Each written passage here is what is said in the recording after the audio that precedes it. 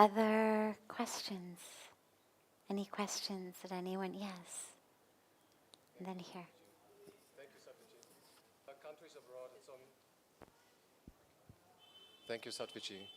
In some spiritual communities abroad, psychoactive substances like LSD, psilocybin, they seem to be endorsed to such an extent that sometimes I feel like group pressure to also take such substances. Do you think they can give genuine spiritual insights, or is it maybe more entertainment? Great. There is a huge surging, which you're seeing, in people using plant medicine, chemicals, some natural, some synthetic, for altered states of consciousness, for spiritual experiences. Now, we're not talking about the alcohol, heroin, cocaine, marijuana. We're talking, as he said, LSD, psilocybin, ayahuasca, that category of medicine or chemicals, depending on how you see them. Here's the thing for me. I'm not morally opposed to them. They are, from everything I've learned, non-addictive, meaning they're not things that you're going to start and find yourself one day waking up in a gutter, as you do with alcohol, with a lot of the other addictive substances that steal your life and make you unable to function.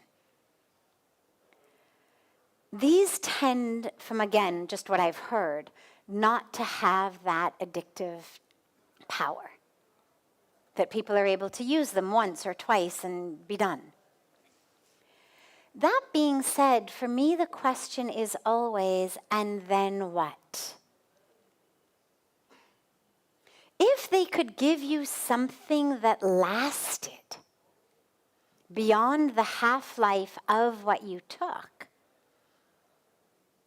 and there were really some kind of a shortcut to enlightenment, why not? But they all have a half-life. You come down. And then your choice is either you take it again or you find another way of accessing those states. Meditation, yoga, kirtan, spiritual experiences. And for me, the question always is, well, if I'm going to have to find an alternative way at some point, why not find it now? I mean, I know I wouldn't want to be taking this thing every day or every week or even every month. So if at some point I'm going to have to find a non-chemical or plant-induced way of having these experiences, why not start now?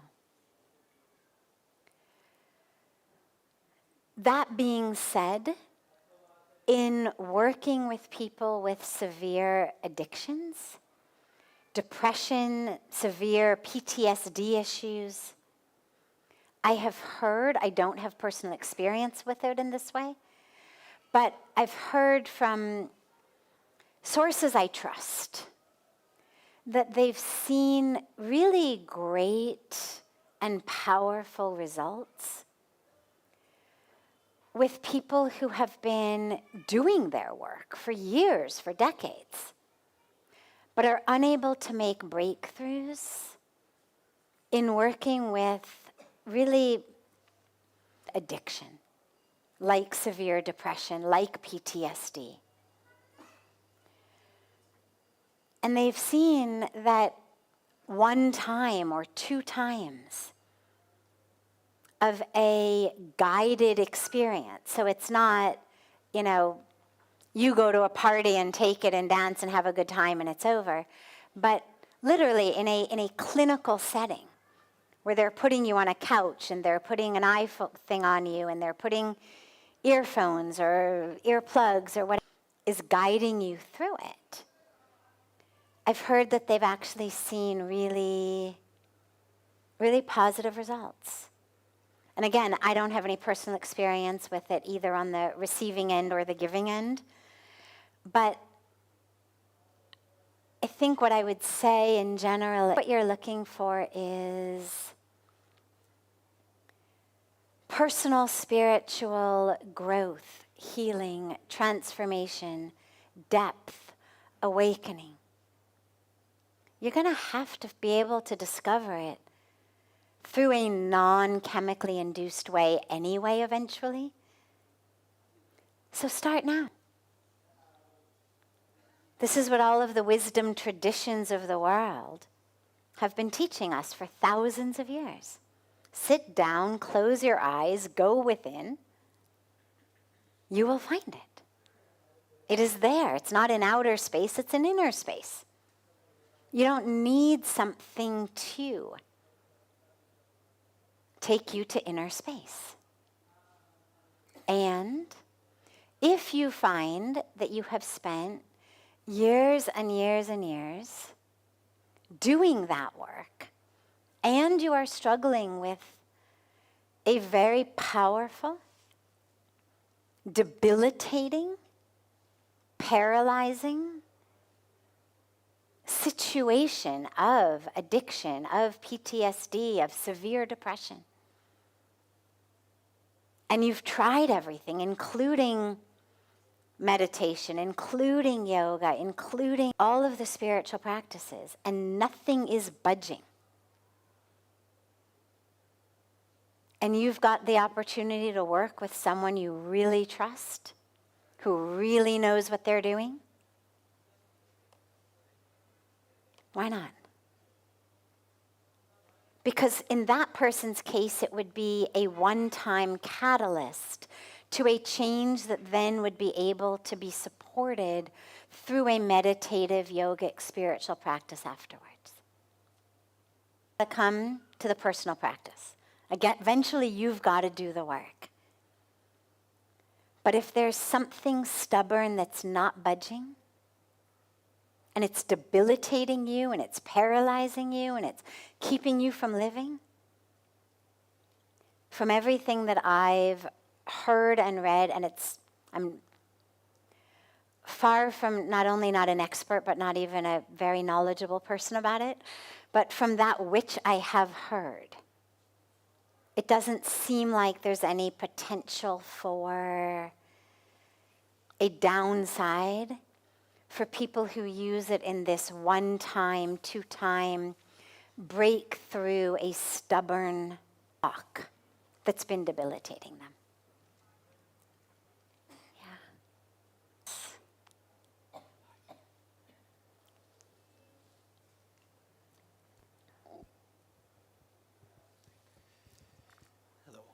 Hello?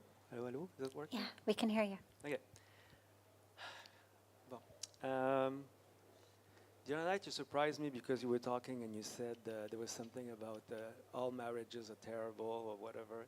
And All the, what is terrible? the marriage. The marriage are all bad. Remember, not you, but Oh, the person, right, the person was asking, yes, a few days he was ago, asking. that all marriage is miserable, yes. And you said at one point you were talking and you mentioned a relationship and you said like men and women and same sex. And then the following day I was reading something which was talking about grace, and it just hit me that I'm gay personally, and it hit me like and you also before you had talked about all Westerners have something very dark inside of them. So and it hit me that it's part of me that, especially being gay, although I've been a lot of work on myself, is still something very dark about that, and something I cannot. As I was reading, I realized there was a link that's really painful inside of me, and I'm thinking, and I don't think I'm the only one too, stuck with that. Yeah. So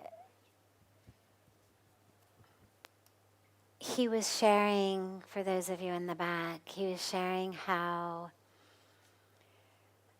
we've been talking at different times about things inside of us that we feel are dark and wrong, and how he's gay, and that he's realized with great courage, I might add, that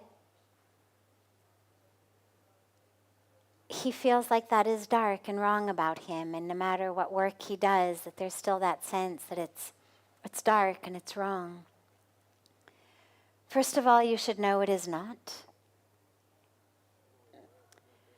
Yeah, so taking the message from the brain to the heart is so critical. And one way you can think about it, do you believe in God? Okay. So, do you believe that God is perfect? Yes. He's answering yes to all of my questions. If he gives a no, I'll let you know. Yes, he believes in God. Yes, he believes God is perfect. Okay. Do you believe that God is omnipotent, that he's all-powerful?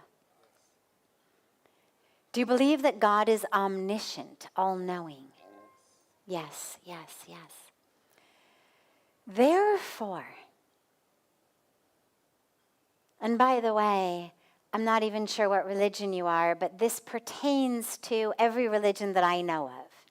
I don't know of a religion in which people believe that God is not perfect, not omnipotent, not omniscient. If we believe that there is something wrong about us, as fundamental to who we are, as our sexuality, then what that is saying is that God is either not perfect, not omnipotent, or not omniscient. Because if God is omniscient, means knows I'm gay, omnipotent, could have made me not gay, if he, she, it, they wanted, and perfect, well then God knows I'm gay, has very perfectly, with all power to make me otherwise, made me gay. Why should I then second guess God? I mean, do you really think that you are the sole exception to the rule, that God is perfect and omnipotent and omniscient? Because that's kind of an ego trip, right? Out of however many billions of beings have been created, I am the sole exception? I'm the one not perfect? Right? I mean, that's an ego trip. That's a game that says Yeah, you all were made by the same God, perfect and omniscient and omnipotent, but I out of